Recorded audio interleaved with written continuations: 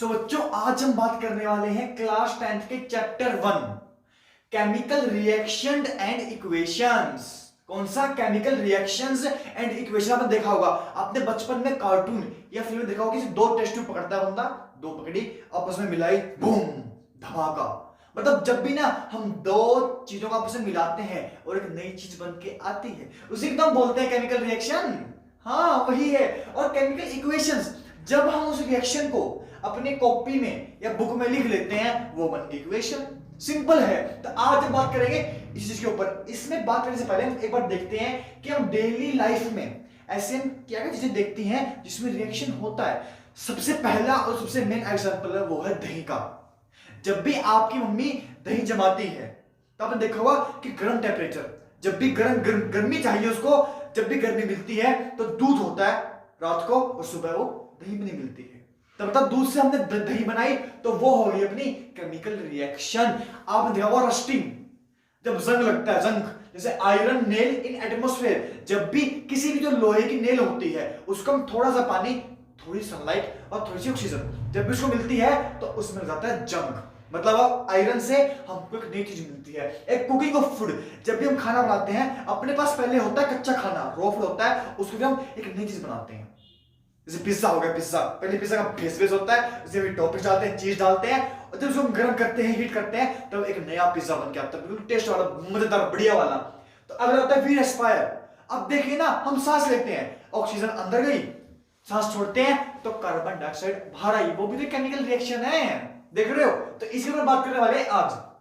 सबसे पहले हम देखते हैं कि जो भी ऊपर एग्जांपल हुए उसमें क्या है, the nature and identity of initial substance, कि जो हमने पहले सब्सटेंस लिया उसकी क्या है, जो उसका नेचर था और आइडेंटिटी थी वो चेंज हो गई। किसके थ्रू? उसमें केमिकल चेंज हुआ और एक रिएक्शन ऑकर हुई। देखा हमने। तो आपको पता है कि चेंज होते हैं दो तरीके के, एक होता है फिजिकल चेंज, एक होता है केमिकल चेंज। फिजिकल चेंज का जैसे पानी का, पानी भाप बना, फिर पानी बरस गया, फिर भाप बना, फिर नीचे गया, वो होता है फिजिकल चेंज। इसमें जो सब्सटेंस है उसकी प्रॉपर्टी चेंज नहीं होती। एक होता है केमिकल चेंज, जिसके अंदर क्या है, वो जो सब्सटेंस है वो बिल्कुल चेंज हो जाएगा, बिल्कुल। जैसे हमने देखा दूध का दही बन गया, तो और क्या है, वो होती है इरिवर्सिबल। आप दोबारा दही से दूध नहीं बना सकते, वो होती है रिएक्शन। तुमने देखा। तो अब अपने दो टाइप के रिएक्शन हो गए। अगर केमिकल चेंज हो तभी केमिकल रिएक्शन बनती है, फिजिकल चेंज में कभी भी रिएक्शन नहीं होती है। समझ रहे हो।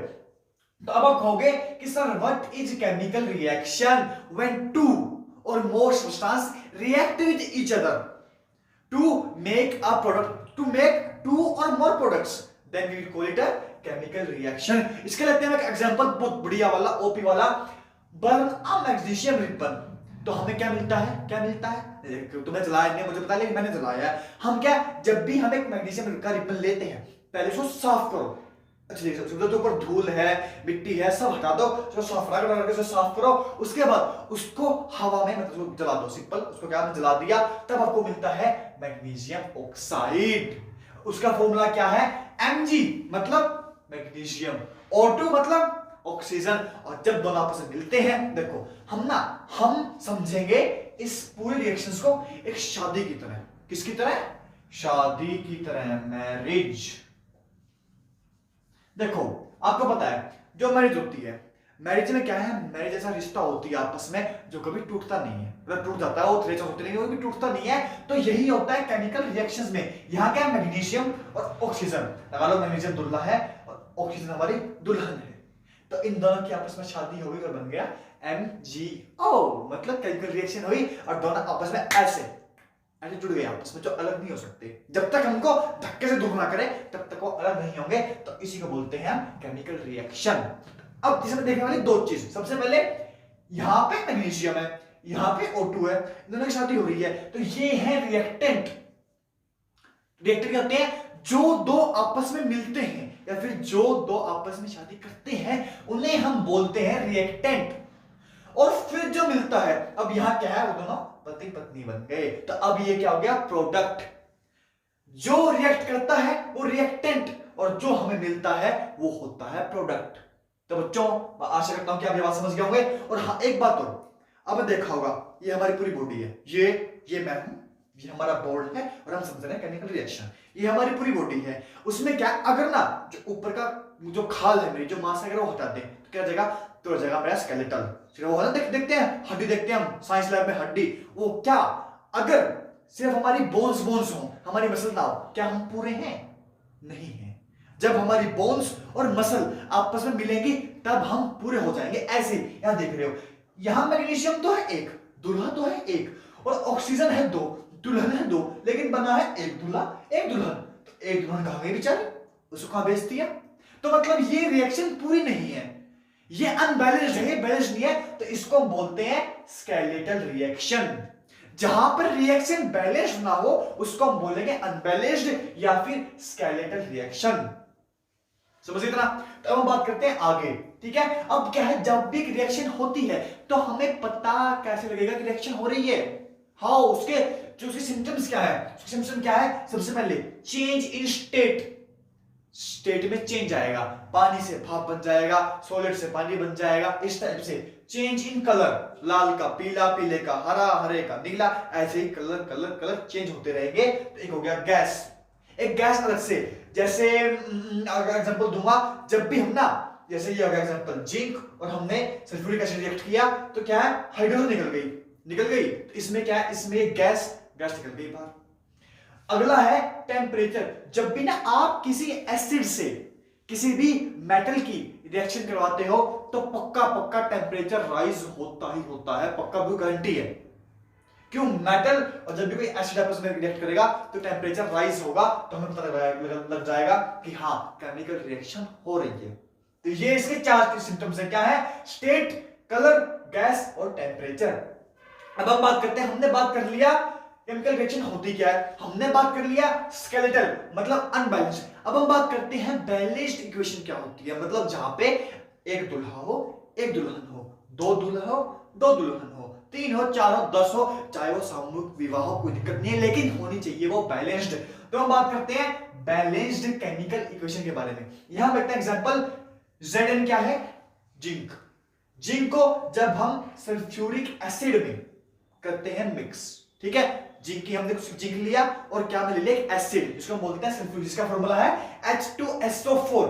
जब हमने दोनों की आपस में शादी करवाई तो ये जिंक था, ठीक है, और ये देख रहे हो, ये हमारा सल्फ्यूरिक एसिड है, तो हमको क्या मिला? जिंक सल्फेट, जिसका फार्मूला है ZnSO4, और जो हाइड्रोजन गैस है वो निकल गई बाहर। अब इसका एग्जांपल एक और लेते हैं, ये तो दूल्हा है, ठीक है, और ये अपनी दुल्हन है, और ये है दुल्हन की फैमिली, ठीक है, चाहे समझना, ये दूल्हा है, जिंक हमारा दूल्हा है, ये H2 दुल्हन की फैमिली है, और SO4 दुल्हन है। तब जब दूल्हा और दुल्हन के आपस में शादी हुई तो क्या बना? ZnSO4, मतलब पति पत्नी बन गए और फैमिली अलग हो गई। पहले वो थी इस फैमिली के साथ, अपने घर वालों के साथ, लेकिन जब शादी हुई तो उसकी फैमिली अलग हो गई और वो अलग हो गए। तो ऐसे हो गया रिएक्शन। इसमें क्या है, जिंक सल्फेट हमें मिल गया और जो हाइड्रोजन है, ठीक है, जो H2 है वो हमारी बाहर निकल गई। समझे? ध्यान से बिल्कुल ध्यान समझना है, क्योंकि अगर आप यहां समझ गए तो आपको कहीं और समझने की जरूरत ही नहीं है। तो इसका एग्जांपल एक और लेते हैं, प्यारा वाला, बढ़िया वाला, ठीक है। ये देखिए, ये क्या है अपना FeH2O। नहीं रुको, एक और बात हमने मेन बात छोड़ दी, क्या? यहां देखो एक बार, Zn plus H2SO4, ZnSO4। एक मैं दोबारा साफ लिखता हूं प्रॉपर तरीके से, फिर आप देख रहे मैं क्या कह रहा हूं। ये हमारे पास Zn है, यहां हमने इसका बना दिया H2SO4, और हमें क्या मिल गया? ZnSO4 प्लस में H2। यहां देखो, Zn एक है, यहां पे कितना है? एक है, H2 दो, हाइड्रोजन कितने? दो एटम है, यहां भी दो हैं, यहां पे देखो SO4 एक है, यहां पे क्या? SO4 एक, मतलब ये इक्वेशन पूरी तरह से बैलेंस्ड है। देखो यहां भी Zn एक, यहां भी एक, यहां H2 एक, यहां एक, SO4 एक, ये मतलब SO4 लगा सकते हैं। यहां पे जो सल्फर है उसका एक मॉलिक्यूल है, O2 के 4 हैं तो यहां भी 4 हैं, यहां एक है, हाइड्रोजन के 2 हैं तो यहां भी 2 हैं। मतलब ये इक्वेशन फुल्ली बैलेंस्ड है, हमें इसमें कुछ करने की जरूरत नहीं है। अभी हम बात करते हैं कि जब हमें एक अनबैलेंस्ड रिएक्शन मिले, जब हमें क्या मिले? जब हमें एक स्केलेटल रिएक्शन मिले तो उसको हम बैलेंस कैसे? इसमें एग्जांपल लेते हैं, जब हम आयरन को हम पानी से रिएक्ट करवाते हैं, तब हमें क्या मिलता है, तब हमें मिलती है भैया आयरन ऑक्साइड। क्या मिलती है हमें, आयरन ऑक्साइड हमें मिलती है। इसमें ये हो गया। अब ध्यान देखो इसमें, बिल्कुल देखो ध्यान से, यहाँ आयरन है, यहाँ हमारा वाटर है, पानी है, हमें क्या मिले, हमें मिली आयरन ऑक्साइड Fe3O4 प्लस जो हाइड्रोजन गैस है वो बाहर निकल गई। अब यहां देखो आयरन कितने अपने पास मॉलिक्यूल है, कितने हैं, 3, यहां पे कितना है, 1, मतलब बैलेंस नहीं है। यहां पे दो है, 1 है, ठीक है, और यहां पे 3 आ रहे हैं, तो भाई 2 कहां से आए, तो इसी को बोलते हैं स्केलेटन, इसी को हम करेंगे बैलेंस। इसको बैलेंस कैसे करते हैं, तो ध्यान रखना बिल्कुल ध्यान से। यहां पे ऑक्सीजन कितनी है, कितनी है, यहां पे 1 है, यहां पे कितनी है, यहां पे 4 है, तो हमें क्या है, H2, ठीक है, हमें ऑक्सीजन और हमें आयरन आपस में बैलेंस करना है। सबसे पहले तो अलग होता है, अब ये अलग है, सबसे पहले इसको लेंगे, यहां पे 3 है तो हमने यहां पे लगा दिया 3, हमने क्या किया, यहां पे 3 लगा दिया। अब देखो 3 दूल्हे 3 दूल्हे, मतलब अपना जो आयरन है वो हो चुका है बैलेंस। उसके बाद आती है बारी O की। अब मेरे पास ऑक्सीजन कितनी है, 4 है, लेकिन यहां पे 1 है। अब मैं काम करते हैं, यहां पे हमने 4 ले लिया, यहां पे हमने क्या ले लिया, एक बात और, अब ऐसा नहीं है कि आप इस 4 को यहां पे लगा दोगे, आपको क्या है, आपको जो फॉर्मूला है आपको वो चेंज नहीं करना है, ये बक्से के अंदर बंद हो जाएगा, ऐसे ऐसे ऐसे। आपको क्या है, आपको जब एक पूरा फॉर्मूला है, जो पहले रिएक्शन है, आपको उसके बाहर ही, मतलब पूरे से आपको करनी पड़ेगी, मल्टीप्लाई आपको पूरे से। अगर आप यहां पे करते हो, अगर आप यहां पे 2 लिखोगे ना, तो Fe के फिर उससे भी 2 की होगी, इससे भी 2 की होगी, इसलिए अगर मैं यहां पे 4 लिख दिया तो 4 तो हो गया ऑक्सीजन, हो गया मेरे पास 4 होगी, दोनों ऑक्सीजन, तो यहाँ पे 4 है, मतलब ये अपना बैलेंस, अपना आयरन बैलेंस हो गया, अपनी ऑक्सीजन हो गई बैलेंस। अब हम बात करते हैं हाइड्रोजन की। यहाँ पे 2 थी, यहाँ पे 4, मतलब 8 होगी टोटल, लेकिन यहाँ पे कितनी है, यहाँ पे सिर्फ 2 है, तो हमने यहाँ भी कितना लिख दिया, 4 लिख दिया। अब देखो इसको ध्यान से, 3 दूल्हे थे, यहाँ पे ऑक्सीजन 4 थी, यहाँ पे वही है, 3 दूल्हे हैं और 4 दुल्हन है, और जो फैमिली थी यहां पे 8 थी और यहां भी 8 ही है, इससे कहते हैं बैलेंस। और हमको ऐसी रिएक्शन हमको मिलेगी आगे एग्जाम में मिले, या हम खुद एक्सपेरिमेंट करें कि जहां पे वो होगी अनबैलेंस्ड, जहां पे सिर्फ उसका स्केलेटल होगा, उसके ऊपर जो मसल है, जो खाल है, वो हमें खुद ही ऐसे बैलेंस करके चढ़ानी पड़ेगी। समझ रहे हो, एक फॉर्मूला है बहुत फेमस, आपने 9th में पढ़ा है, मतलब एक फॉर्मूला तो नहीं है, वो एक कोट है कि मास can neither be created nor be destroyed, कि जो मास है वो कभी ना तो बनाया जा सकता ना खत्म होता, बस वो क्या है, वो एक स्टेट से दूसरी स्टेट में टहलता रहता है, ऐसे कभी वहां कभी वहां, कभी गैस कभी सॉलिड, कभी लिक्विड, कभी गैस कभी सॉलिड, कभी लिक्विड, ऐसे, लेकिन ना तो कभी टूटता ना बनता। इसलिए जितना मास हमारे पास यहां होगा उतना ही मास हमें वहां पे चाहिए। ये बात आज अपनी कॉपी में, अपने दिमाग में, जहां तुमको छापनी है, जहां लिखनी है वहां लिख लो, लिखने के बाद याद रखना, हमेशा जितने मॉलिक्यूल यहां पे होंगे उतने ही वहां पे, उतना मास यहां पे होगा उतना ही मास वहां पे होगा। तो मैं आशा करता हूं कि आपको समझ में आ गया होगा कि बैलेंस्ड इक्वेशन क्या होती है। बैलेंस्ड केमिकल रिएक्शन ये होती है, तो उसकी इक्वेशन हमने भी लिखी थी। अब हम बात कर लेते हैं कि सिंबल्स ऑफ फिजिकल स्टेट। आपको पता है, आपको पता है, कई बार क्या है, हमको हर बार जरूरी नहीं है, लेकिन अब पूछता है, स्पेशल पेपर में पूछ लेता है, वैसे पूछ लेता है कि जब आपने आयरन को रिएक्ट किया तब आयरन की स्टेट क्या थी, तब Fe किस फॉर्म में था, सॉलिड, लिक्विड, गैस। तो इसी टाइप में 4 फॉर्म होती है जिसमें किसी भी हम सब्सटेंस को रिएक्ट करवाते हैं। पहली होगी सॉलिड, जिसमें हम लिखते हैं S, ठीक है, अगली हो गई गैस जिसमें हम लिखते हैं G, अगली हो गई लिक्विड जिसमें हम लिखते हैं L, और अगली होगी एक्वस जिसमें लिखते हैं AQ। अब ये एक्वस क्या है, आप कहोगे सर सॉलिड क्या है, सॉलिड होता है, गैसेस क्या है, जो गैस निकलती है, लिक्विड क्या है, जो लिक्विड होता है, लेकिन ये एक्वस क्या है आखिर, ये कौन से होते हैं। तो मैं आपको बताऊं, एक्वस वो होता है जहां पर ना आप किसी चीज को पानी के अंदर मिलाओ, जैसे कि शुगर और वाटर, हमने क्या है वहां पे पानी क्या है, पानी सोलवेंट है, ठीक है, और वो सोल्यूट है। हम क्या है, हम पानी में मिला रहे हैं चीनी, तो वो क्या है, वो एक एक्वस सॉल्यूशन बन गया। जहां भी जिस भी सॉल्यूशन में पानी में हम कोई चीज मिलाए तो उसमें हम लिख देते हैं एक्वस सॉल्यूशन। तो मैं आशा करता हूं कि आपको समझ में आएगा एक्वस सॉल्यूशन क्या होता है? जब भी हम पानी में इस चीज को मिक्स कर देते हैं। एग्जांपल लेते हैं इसी में सेम, दोबारा हम लेते हैं Fe plus H2O Fe3O4 plus H2। मैं दोबारा इसको ले लिया। अब देखो, अब जो यहां पे ये होगा आयरन, किस फॉर्म में होता है? ये होता है सॉलिड की फॉर्म में, तो क्या लिख देंगे S। ठीक है, लिख दिया हमने S। और यहां पर ना, यहां पर जब H2O लेंगे, ये हम लेंगे लिक्विड फॉर्म में। लिक्विड फॉर्म में लेंगे, किस फॉर्म में लेंगे? नहीं, गलत, लिक्विड फॉर्म में नहीं लेंगे इसको हम लेंगे गैसियस फॉर्म में। हाँ, इसका मतलब ये है कि जो पानी के वाटर वेपर हैं, जो पानी के वाटर वेपर हैं, हमने उसकी रिएक्शन करवाई है आयरन के साथ, तो ये होगी इसकी स्टेट। यहां पे आयरन, यहां पे पानी, गैसियस फॉर्म में मतलब वाटर। ये देखो, अगर मैं यहां पे गैस नहीं लिखता, अगर मैं यहां पे जी नहीं लिखता, तो क्या आपका पता लगता?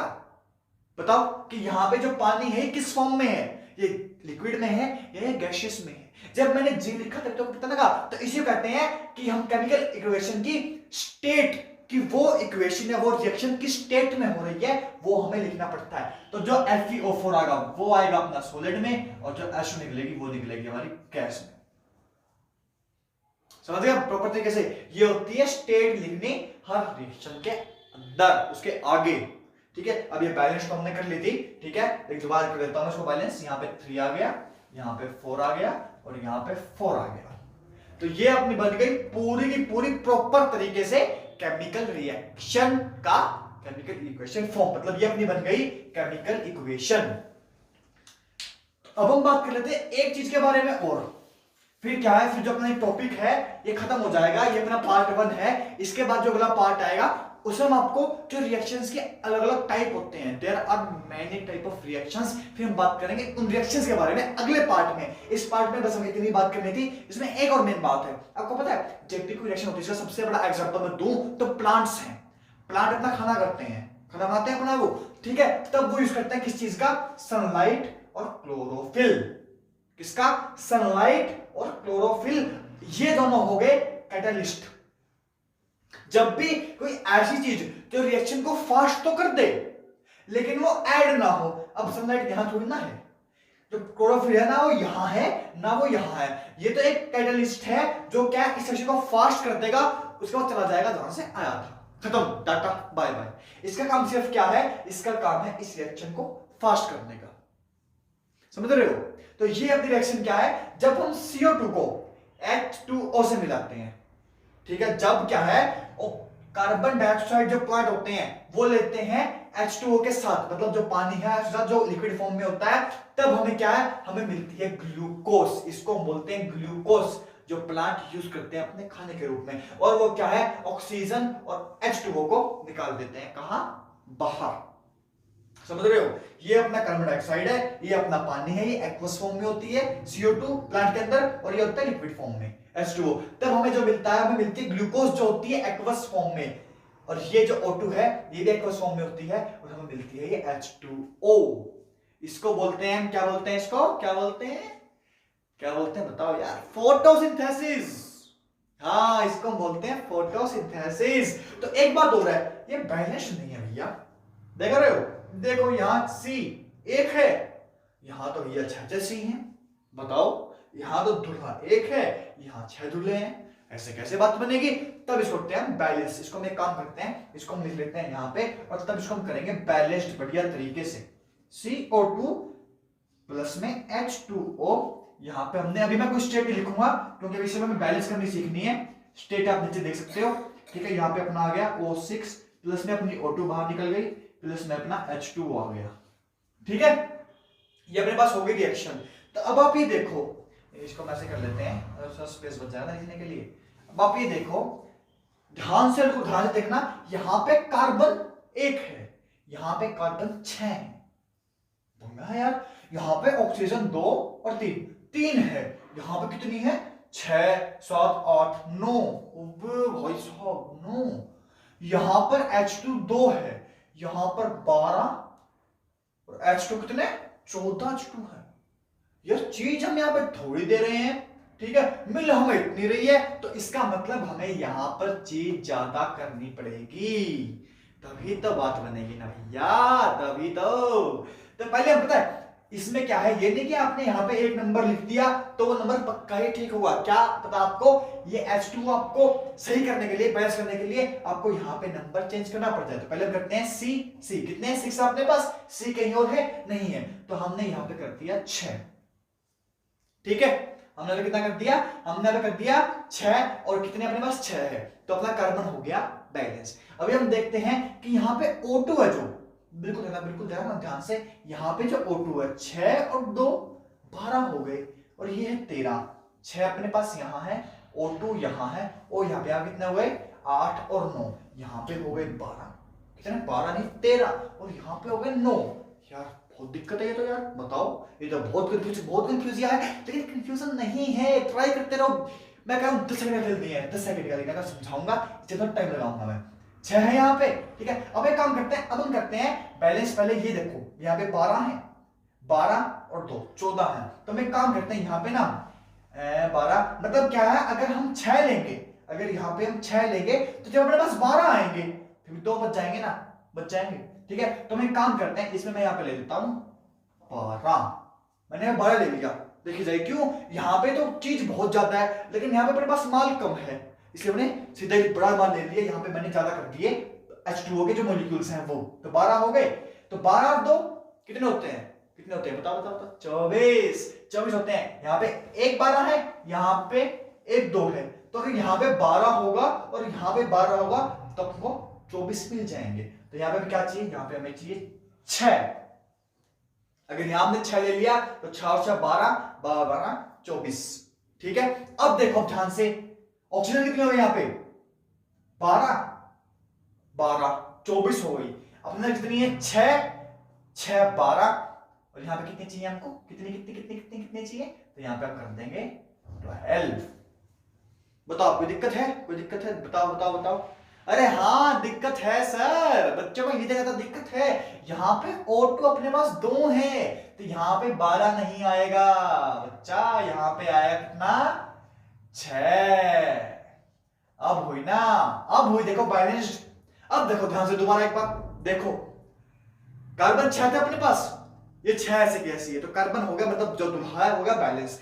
अब जो O2 है वो बराबर कितनी है 12 और 12 24, यहां पे देखो 6, ठीक है, 6 यहां पे है, 6 यहां पे है, 12 12 6 और 2 12 12 24, मतलब क्या बात है सर, ऑक्सीजन भी हो गई बैलेंस। और यहां पे हाइड्रोजन कितनी है 12 2 24, 24 यहां पे है, 12 और 12 24, तो this is a balanced equation. इस तरीके से होती है इक्वेशन बैलेंस। मैं आशा करता हूं कि आपको वीडियो आई हो पसंद और आपको अच्छी लगी हो। तो अगर आपको इसका सेकंड पार्ट देखना है तो भैया चैनल सब्सक्राइब मार दो और घंटी भैया दबा लो, बेल आइकन दबा लो, और जो आपके दोस्त हैं 10th क्लास के उनके पास भी वीडियो शेयर कर दो। तो अब मिलते हैं अगली वीडियो में, तब तक के लिए टाटा बाय बाय, जय हिंद। कर दो, कर दो।